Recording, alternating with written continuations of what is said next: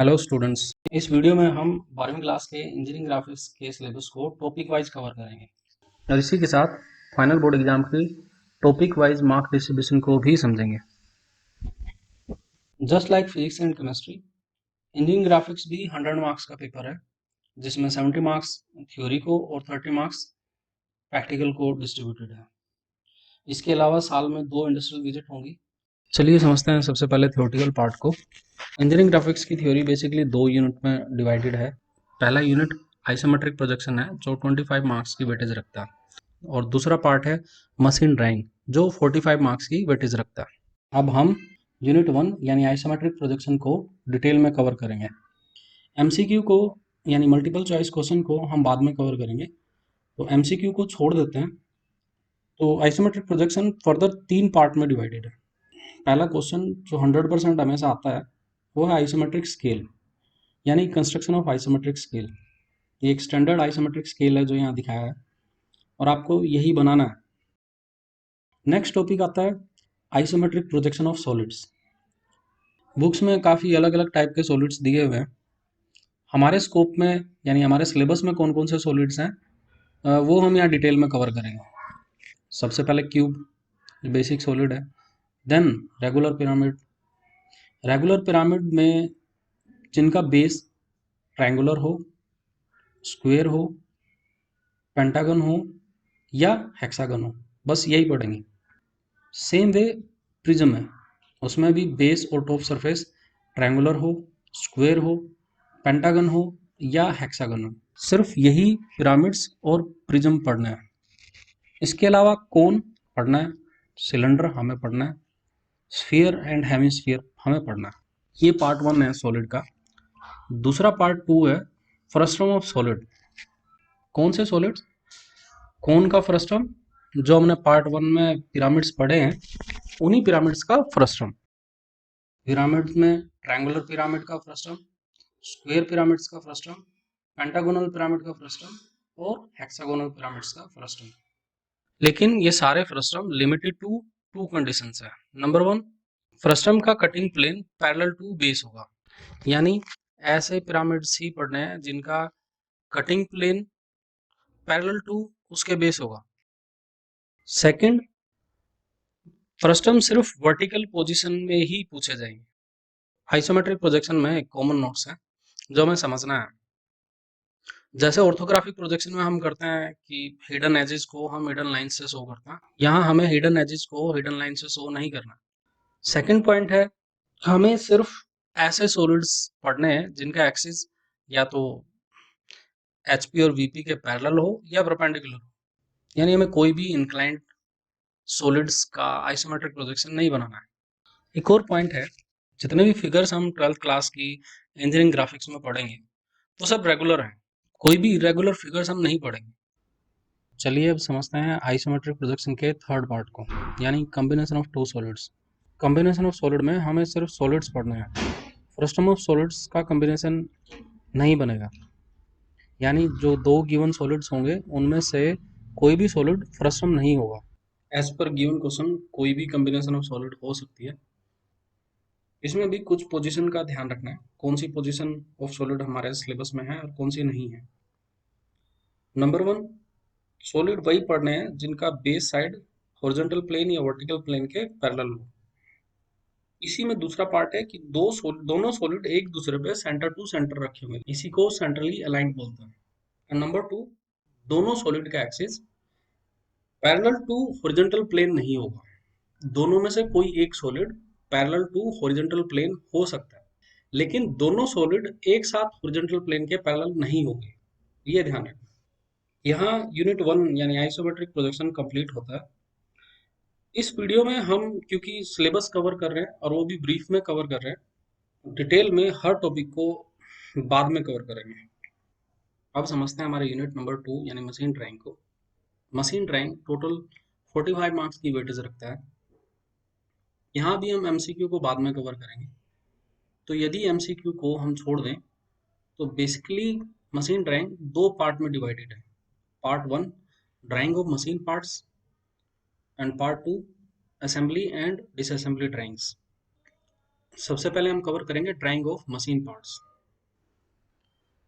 इस पार्ट में हम बेसिक मशीन पार्ट्स को समझेंगे। बेसिक मशीन पार्ट कौन कौन से हैं, जैसे स्टड, स्क्रूज, रिविट्स, नट, बोल्ट, ये सब चीज़ें हमें इसमें टोटल कवर करनी है। इनको भी फर्दर दो पार्ट में सेग्रीगेट किया हुआ।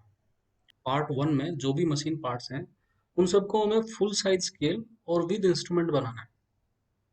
वहीं दूसरी तरफ पार्ट 2 में जो मशीन एलिमेंट्स हैं उनको हमें फ्री हैंड स्केच बनाना है, यानी उसमें हम किसी भी तरह का इंस्ट्रूमेंट यूज नहीं करेंगे, केवल पेंसिल और पेपर पे उसको फ्री हैंड स्केच बनाना है। चलिए अब वन बाय वन समझते हैं। सबसे पहले पार्ट 1 में screw thread profile. Screw thread profile में हमें 5 टाइप के थ्रेड प्रोफाइल्स को समझना है। नंबर 1 बीएसडब्ल्यू, नकल thread, square thread, metric external thread and metric internal thread. Next है बोल्ट। बोल्ट हमारे सिलेबस में 4 टाइप के हैं, hexagonal headed bolt, T headed bolt, square headed bolt and hook bolt, या उसको जे बोल्ट भी बोलते हैं। नेक्स्ट पार्ट है नट। नट हमें दो पढ़ना है, hexagonal nut and square nut. Next topic आता है plain washer. Plain washer one type का ही है, तो हमें सिंपल प्लेन वॉशर ही पढ़ना है। इसके बाद combination of bolt and nut, ये दो टाइप से पूछे जा सकते हैं, without washer and with washer. इसके अलावा combination of nut and bolt कुछ भी हो सकता है। जो हमारे सिलेबस में 4 बोल्ट हैं और 2 नट हैं, उनका आपस में कोई भी कॉम्बिनेशन आ सकता है। नेक्स्ट मशीन पार्ट है सिंगल रिवेटेड लैप जॉइंट। ये भी वन टाइप ही है। ये हमारा पार्ट 1 है। पार्ट 2 यानी फ्री हैंड स्केचेस। सबसे पहले हम समझेंगे कन्वेंशनल रिप्रेजेंटेशन ऑफ थ्रेड। इसमें दो हैं, internal thread and external thread. Next topic है स्टड्स। स्टड्स हमारे 3 टाइप के हैं, plain stud, square neck stud and stud with collar. Next topic है स्क्रू। स्क्रू हमारे सिलेबस में 5 टाइप के हैं, cup head, cheese head, countersunk head, grub screw and hexagonal socket head screw. Next topic है rivets. Rivet हमारे syllabus में 4 type की हैं, snap head, pan head, 60 degree CSK head या इसको काउंटर संक हेड बोलते हैं, flat head and last topic keys. Keys हमारी 3 टाइप की हैं। सबसे पहले simplest key, rectangular taper key, then woodruff key, double head, gib headed, feather key. ये 3 की है हमारे सिलेबस में। और this is the end of our machine parts. अब हम पढ़ेंगे assembly drawings and disassembly drawings. इस पार्ट में हमारे सिलेबस में 10 मशीन ब्लॉक्स हैं, जिनकी हमें असेंबली और डिसअसेंबली दोनों पढ़नी है। अब हम समझेंगे कौन कौन से 10 मशीन ब्लॉक्स हैं जिनको हमें पढ़ना है। सबसे पहले है बियरिंग्स। बियरिंग हमें दो टाइप के पढ़ना है, open bearings and boost bearing. Boost bearing को क्लोज बियरिंग भी बोलते हैं। नेक्स्ट है रोड जॉइंट्स। रोड जॉइंट में हमें 3 जॉइंट पढ़ना है, sleeve and cotter joint, socket and spigot joint, gib and cotter joint. अगला टॉपिक है कपलिंग्स। कपलिंग्स में हमारे पास दो टाइप की कपलिंग्स है, एक अनप्रोटेक्टेड फ्लेंज कपलिंग और दूसरी protected flange coupling. Turnbuckle, ये एक टाइप का टाई रोड जॉइंट है और ये वन टाइप ही है। Next topic flange pipe joint है। फ्लेंज पाइप जॉइंट भी वन टाइप का ही पढ़ना है। और लास्ट में है सॉलिड कास्ट आयरन पुली। पुली हमारे बुक्स में कई टाइप की दी है, लेकिन हमें सिर्फ सॉलिड वेब वाली पुली पढ़नी है, और वो भी मैक्सिमम डायमीटर 200 mm तक। असेंबली ड्राइंग्स और डिसअसेंबली ड्राइंग्स में हमें जो प्रैक्टिस करनी है, नोट नंबर 1, असेंबली ड्राइंग्स में फ्रंट व्यू का हाफ सेक्शनल व्यू बनाना है एंड साइड और टॉप व्यू को विदाउट सेक्शन प्रैक्टिस करनी है। डिसअसेंबली ड्राइंग्स में हमें किसी दो ऑर्थोग्राफिक व्यू का, यानी जो भी हम सब पार्ट्स बनाएंगे उनमें से किसी दो ऑर्थोग्राफिक व्यू का हाफ या फुल सेक्शन बनाना है।